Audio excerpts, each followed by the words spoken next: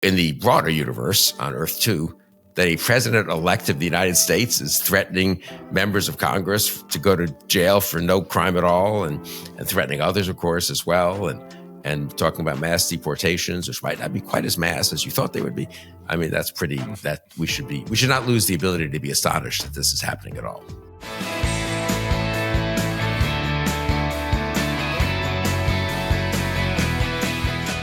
Hello and welcome to the Bulwark podcast. I'm your host, Tim Miller. The Assad regime has fallen in Syria, and we're going to have an update on that in segment 2 from Michael Weiss. But first, it's Monday, so we have our editor-at-large, Bill Kristol. Bill, we'll also get your thoughts on Syria at the end, but we've got to start with some more pressing matters, such as the fact that we should be together right now, but we're on opposite sides of Manhattan. I'm in my comfort zone in Brooklyn, and you're where? I'm on the Upper West Side.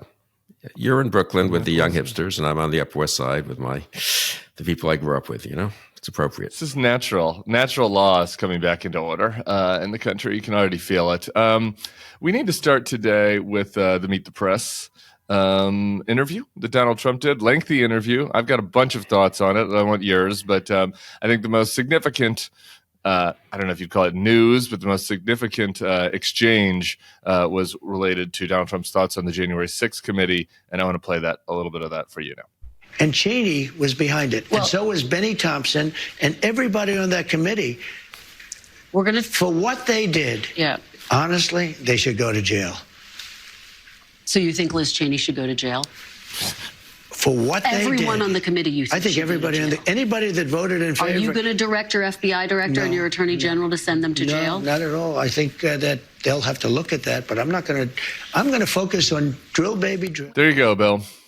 He's not going to do it, though. He's not directing them. So is that encouraging there? That slight moment of encouragement? I think that not 6 sitting members of Congress should be jailed, but I'm not going to actually tell anybody to do it. How do you feel about that? Yeah, nor is he going to explain, I guess, and Kristen Welker should have asked him this, what should they go to jail for? I mean, usually one goes to jail or one is indicted with the threat of going to jail for a crime. What crime did they commit? Trump seems to get to say, but he's the president-elect. I guess he says what he wants, but he says they should go to jail, and he doesn't get the follow-up question, what they should go to jail for. Maybe people are asking his people today. Is there an actual statute? There are these things called books that have laws in them and statutes that if you were convicted of X number of them, you get X penalty, and that's sort of the way it works in the U.S., supposedly, not him opining that these guys deserve to go to jail. I mean, the other point, Andrew Egger makes this point this morning in Morning Shots. Is the Speaker of the House going to say anything about him threatening 6 current members of the House? I can't remember, 3 former members, to go to jail for serving on a duly constituted committee of the House and having lawful proceedings and asking questions and so forth. I guess I don't expect Speaker Johnson to really object to what Trump said, though. Liz Cheney put out a response statement that Donald Trump's suggestion that members of Congress who later investigated his illegal and unconstitutional actions should be jailed as a continuation of his assault on the rule of law and the foundations of our republic. It's a good, correct statement. But it did lead me, I'm wondering, I've been having, since I think we were last together last Monday, I've been persuaded more against the idea of the preemptive pardons for people such as Liz Cheney. But obviously, when you have Trump saying something like that, and you have reporting from Jonathan Martin and others that the Biden administration is considering those pardons, that kind of interview will probably be pinging around the White House counsel's office. So I'm wondering what your thoughts are on that after kind of a little bit more time to let it ruminate.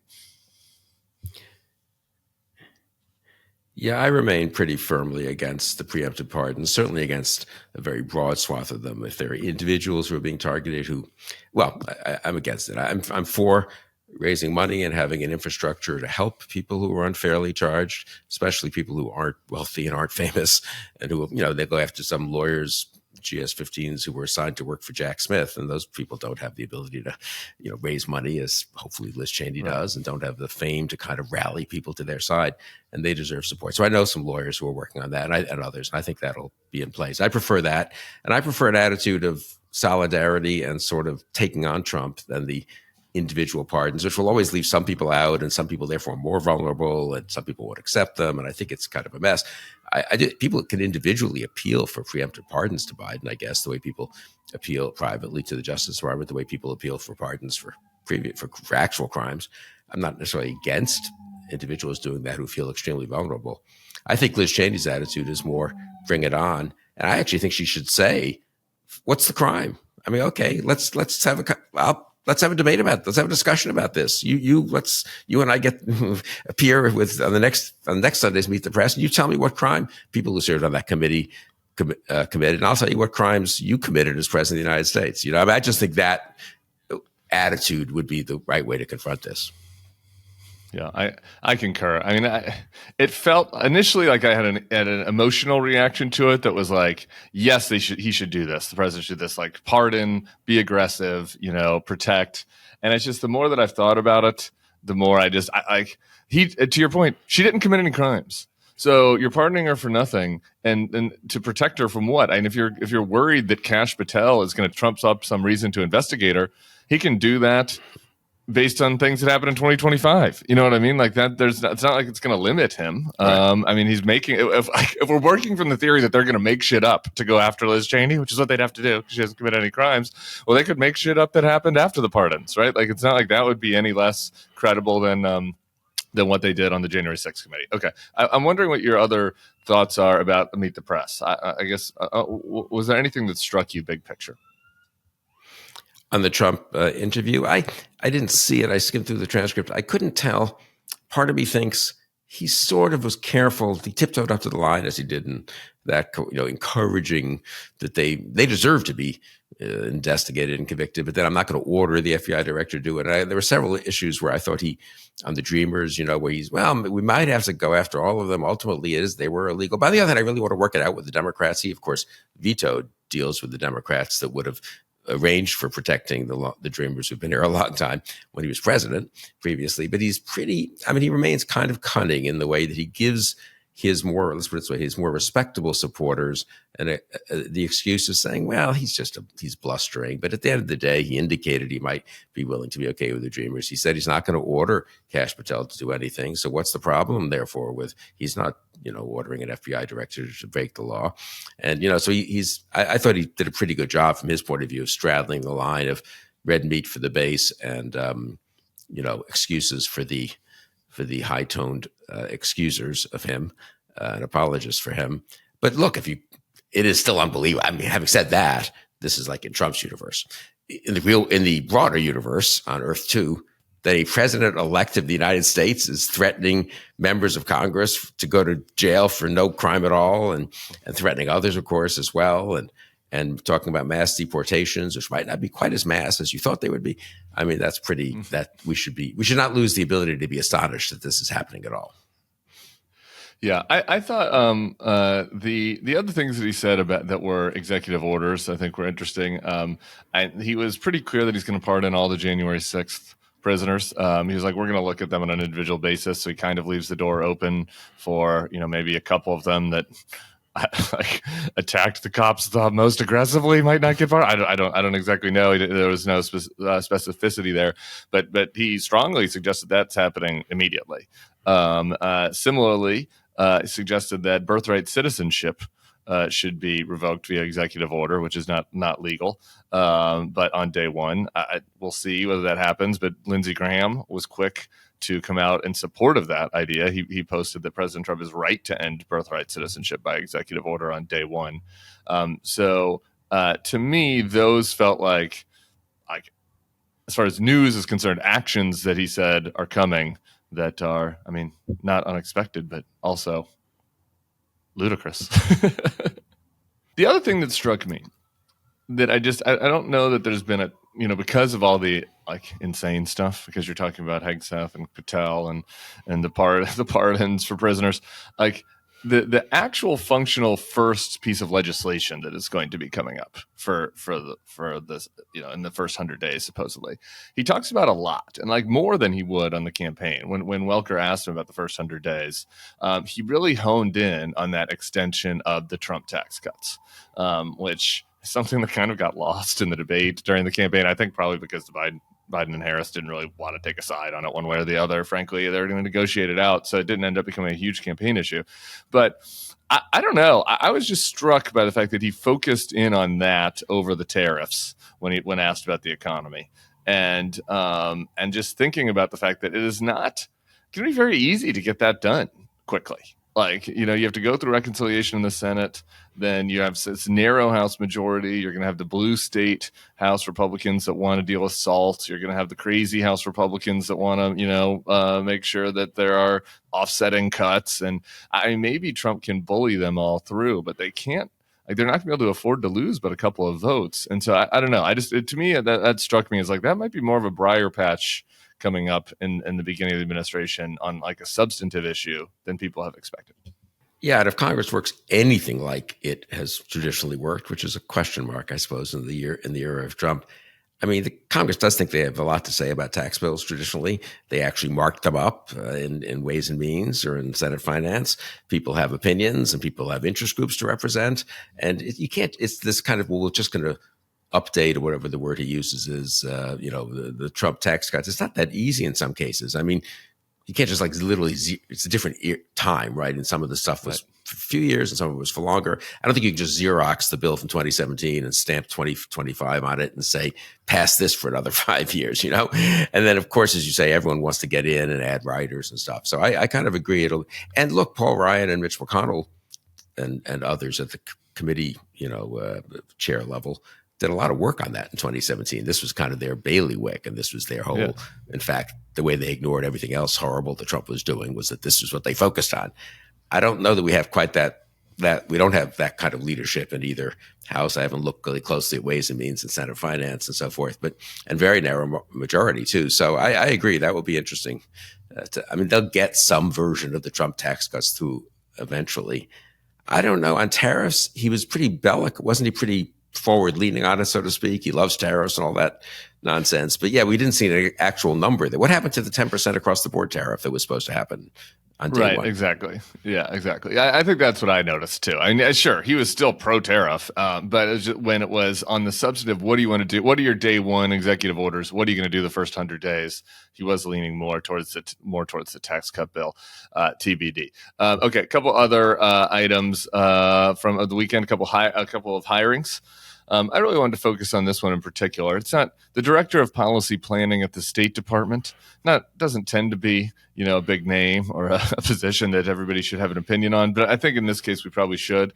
That job announced this morning went to Michael Anton.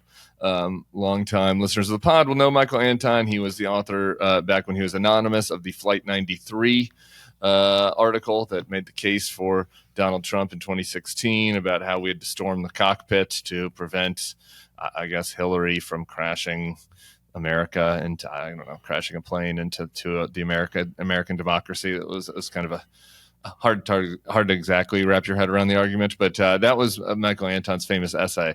But I wanted to focus on this. The day after the election in 2020, the day after, he wrote an article which had this headline: "Game on for the coup."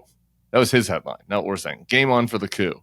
Day after the 2020 election. He wrote that 1, we should challenge the late night fines in quotes, scare quotes around fines. 2, he said we should hold rallies in contested states. 3, we should urge GOP officials in close states to expose shenanigans and, if necessary, refuse to seat Biden electors in the event of a fake count. 4, we should mount a campaign to marshal grassroots public opinion in the president's favor.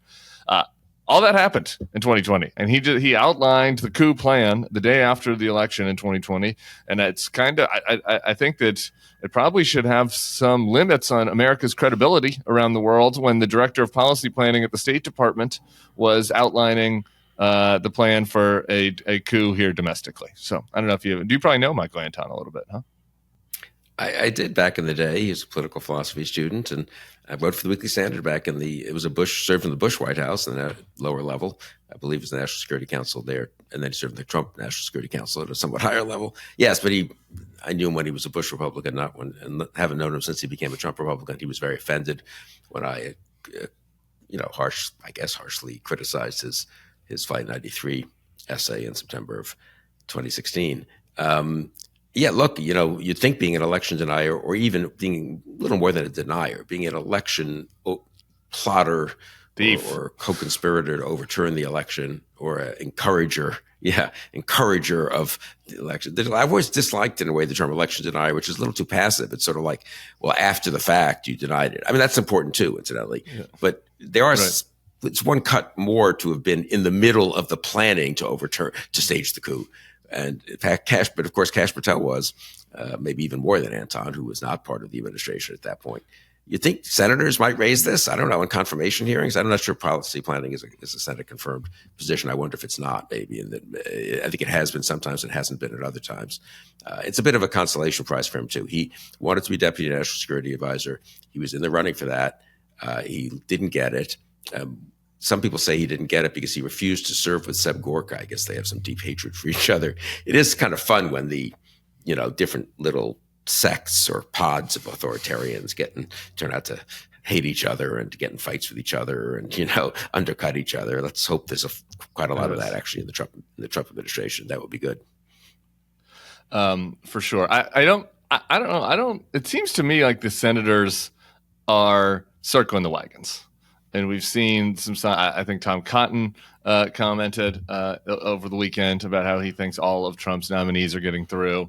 Like Cotton, I don't think we weren't really holding out hope for Tom Cotton in any of these situations. But like when you start to think about the Tulsi Gabbard of the world, like who would be the ones to go with Murkowski and Collins and maybe McConnell to oppose her? You would think that somebody like Tom Cotton, who disagrees with her, I assume, in every way about her foreign policy views, might be one. But for him to be out there today saying he was going to support, I don't know, right? I don't like the moment. It felt like there was momentum after Gates for a moment for the senators showing some spine, and I'm sensing that momentum dissipating. I don't know about you.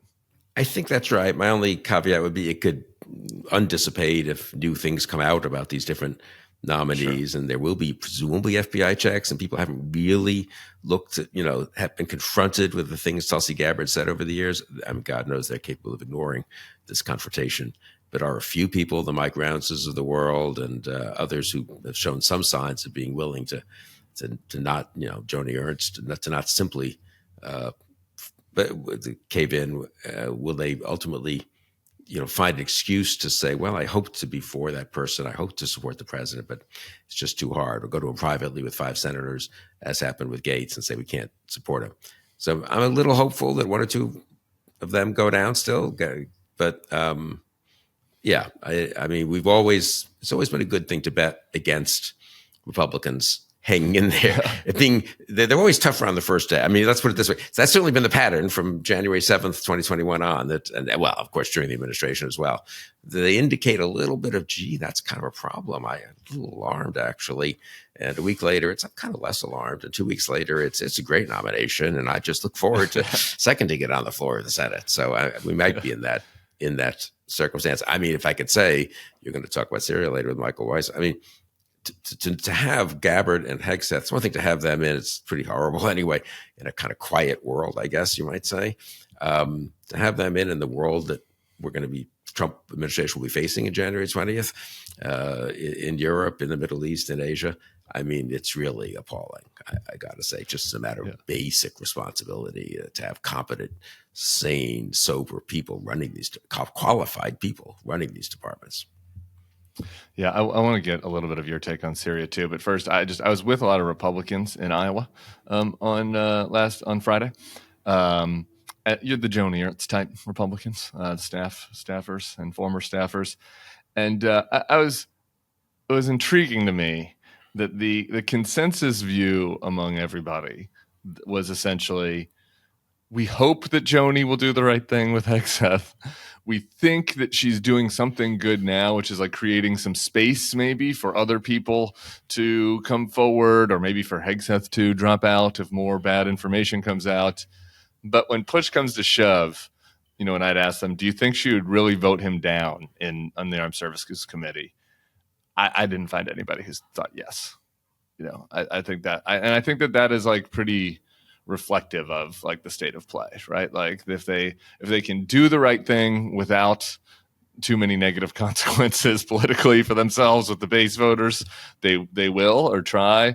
but when push comes to shove, it's not going to be there. So I don't know. I would love to be proven wrong, but that was the sense for Ernst. Yeah, that's very interesting. I mean, they certainly know more about what Joni Ernst will do than I do at this point. I mean, I also think I'm struck, though, I haven't followed this super closely, but my sense is the Wall Street Journal editorial page, the enablers of the sort of upscale enablers of quote, respectable Republicans, they haven't really taken a strong view one way or the other. Maybe they've grumbled a little about a couple of these appointments, but they published Hegseth's op-ed.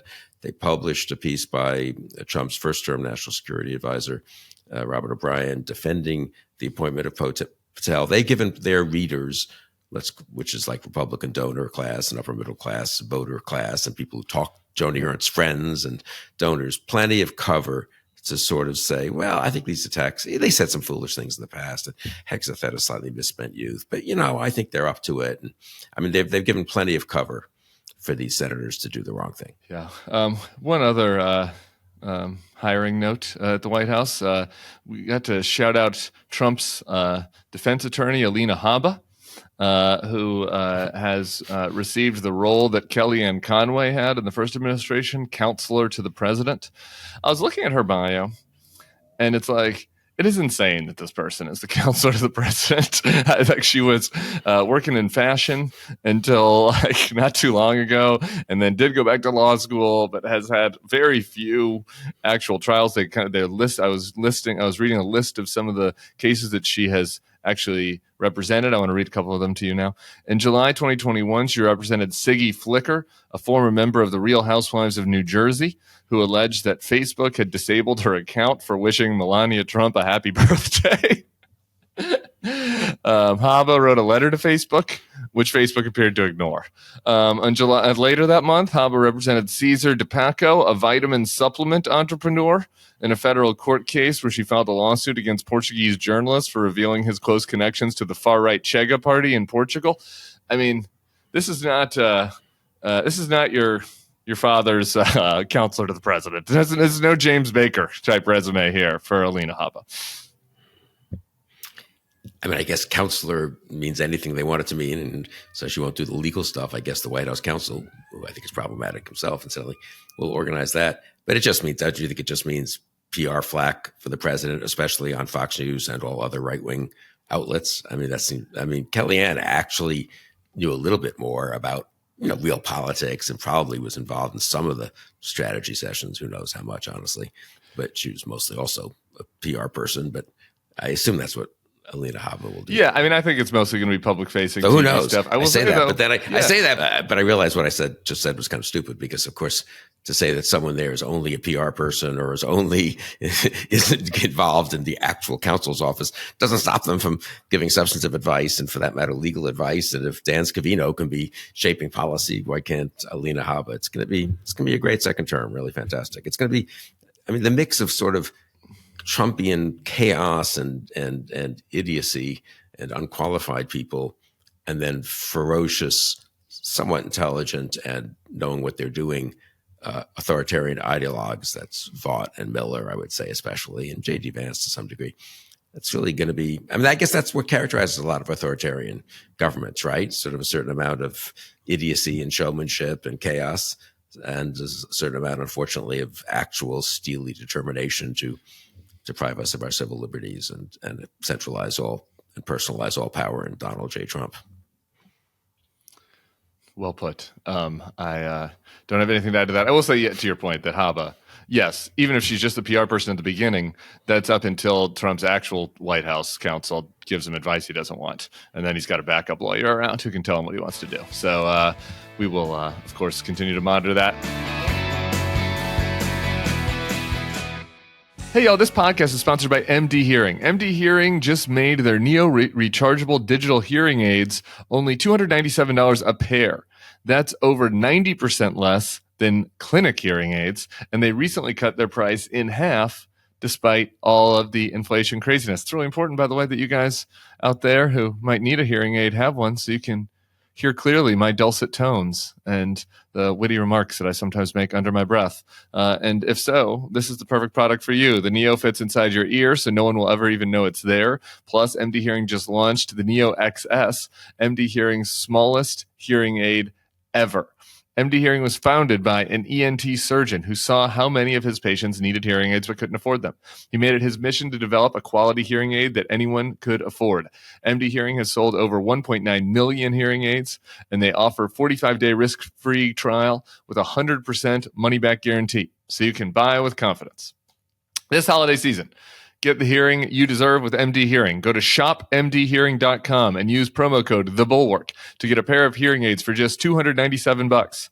Plus, they are adding a free extra charging case, a $100 value, just for listeners of The Bulwark.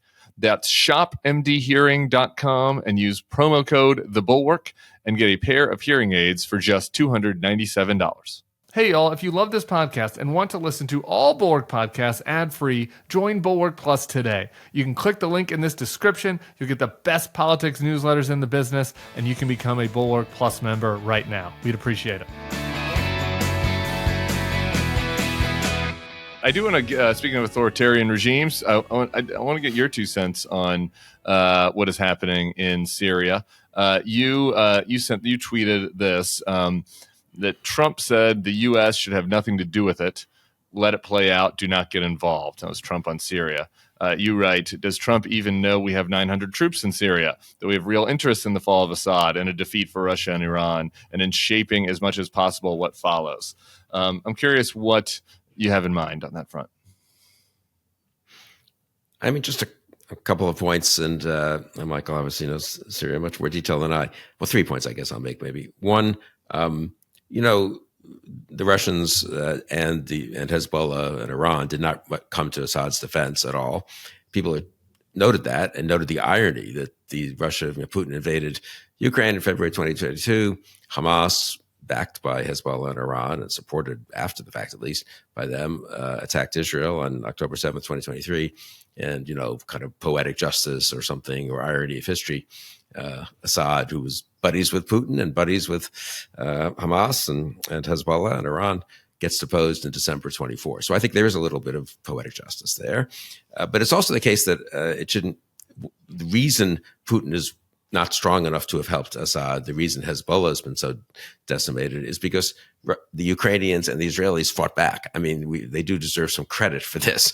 And it's kind of a little reminder that if you fight against dictators and authoritarians and terrorists in one part of the world or in one front, maybe you help weaken them on another front. I think that's really a kind of, but anyway, one should just pay tribute, especially to the Ukrainians, but most strikingly maybe to the Ukrainians for all the talk of how, and they are in some trouble and they're, not as big as Russia and so forth, but Putin is weaker. This is a big blow to Putin. He invested a lot in Syria as his entree back into the Middle East, first in 2013 and especially in 2015. So I think we shouldn't lose sight of this was a victory not just for the Syrian people, and I think it was for them, but for people fighting dictators everywhere, really.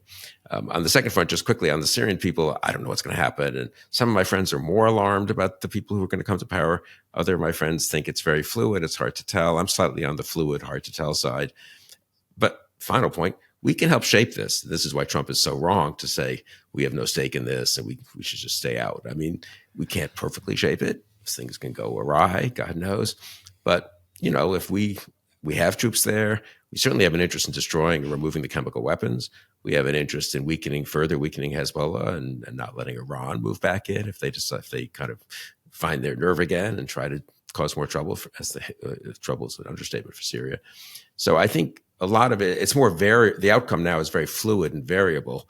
And I would prefer to have the U.S. have the attitude of we're going to do our best to shape things there within certain limits, obviously, of what we can do, as opposed to sending a signal that it's hands off. That signal, maybe Putin and Hezbollah wait a month and decide, okay, you know what, we can go back in and cause more trouble, or others, Taliban can go back in and decide to help HTS, the more Sunni fundamentalist group and so forth. So I think it's hopeful. I mean, we should be grateful when a dictator like Assad gets deposed. But I think Trump's tweet or whatever it was a sign that his instinct is to go in the wrong direction. Can people in his own, can members of Congress do something on this? But can members of his own administration who know much, much better push him to be less irresponsible? I think that was a question in the first term. it'll be a question in this term.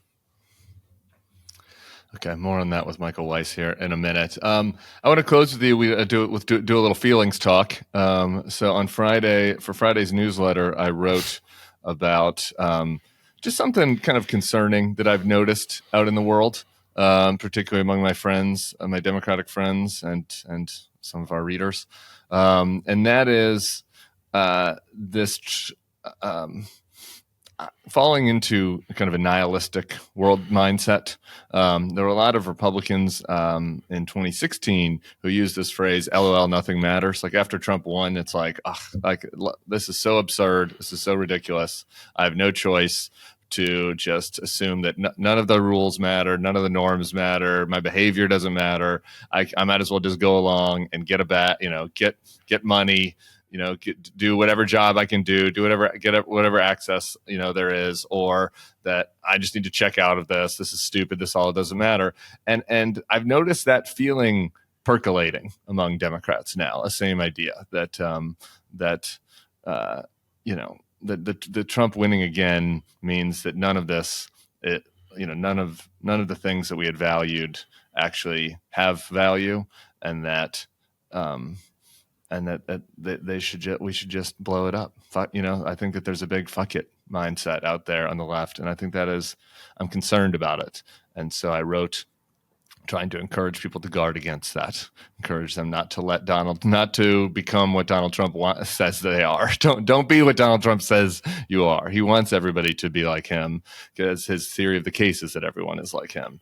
And I understand that it's sometimes challenging to guard against it, but I think that there's a way to do that while still fighting aggressively, pushing back on him, etc. So anyway, I was wondering if you had any thoughts along those lines. We're about a month out, whether you've descended into nihilism. You have any other wisdom for us on that? I thought your piece was very well said, and it seemed to have gotten a huge response. I can't really tell, but it looked just the numbers of like how many people, liked it or whatever. You can see it on the website. It is much more than the normal. So I think it hit a nerve, and was important to say that.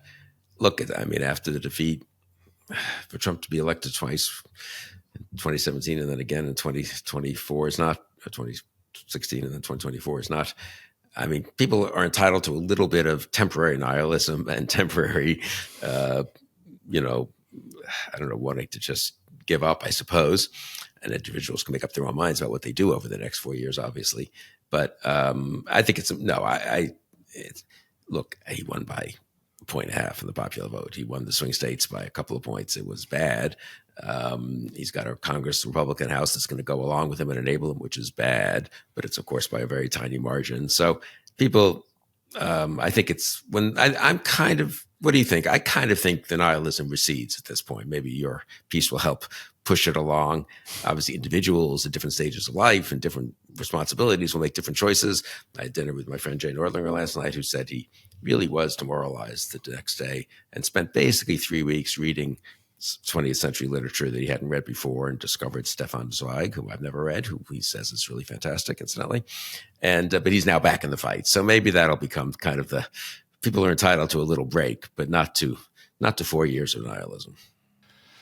People are entitled to reading some literature about mid-20th century authoritarians, or to read sad fiction or whatever. People are entitled to all of that. I have also participated, but I don't know. I do worry about it though, Bill. I think that the "but he fights" element of Trump, the Democrats, we just need somebody like that, who doesn't care about the rules, who just fights back, who just, says screw it all. And this ties to me to some of the things I've been seeing online about this assassination of the healthcare executive, the United Healthcare executive, where there's it was New York Magazine had a headline the other day that was this was, I don't have the exact headline in front of me, but it was essentially it was inevitable that this was going to happen because people are so mad.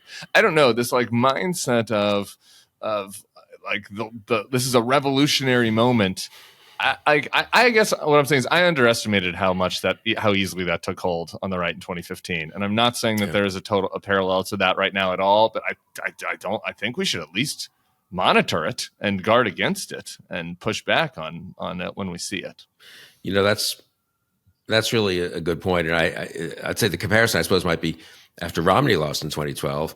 And honestly, I was disappointed, but, life went on and Republicans won the Senate in 2014 and so forth. And that didn't, I didn't like Obama's second term, but we lived through it. But I think I underestimated at the time, just to really, I think, confirm and strengthen your point. I very much underestimated at the time how radicalizing that was for the Republican right. Rush Limbaugh said, I think the day after the 2012 election, it's not our country anymore, or something like that. And that became pervasive, obviously, by 2015, and we got Trump. So I guess what you're suggesting maybe is that it would be bad if this became the equivalent on the left and got more widespread among Democrats. I guess I've assumed it stays kind of on the marginal left, but I could be wrong. So I think you're right to fight back against it, maybe a little more than I've really been focused on. Yeah, I'm not trying to make a parallel just as far as obviously there were a lot of other factors and the media environment on the right, and we could do a whole show on it, on the factors that led to Trump. But I've been a little disquieted by like the degree, both online and in my personal life, of people that have just really, started to say some things about how to push back against this that have echoed some of the things that I heard 9 years ago. So anyway, don't do that. Don't let them take your soul, people. That's it. We can fight. We can kick them in the balls from time to time, but don't let them take your soul. And some norms are good. Not all. We don't have to stave all the norms either, by the way, but like the good ones we should keep. So anyway, that's my final message. Bill, we'll be discussing this more next Monday.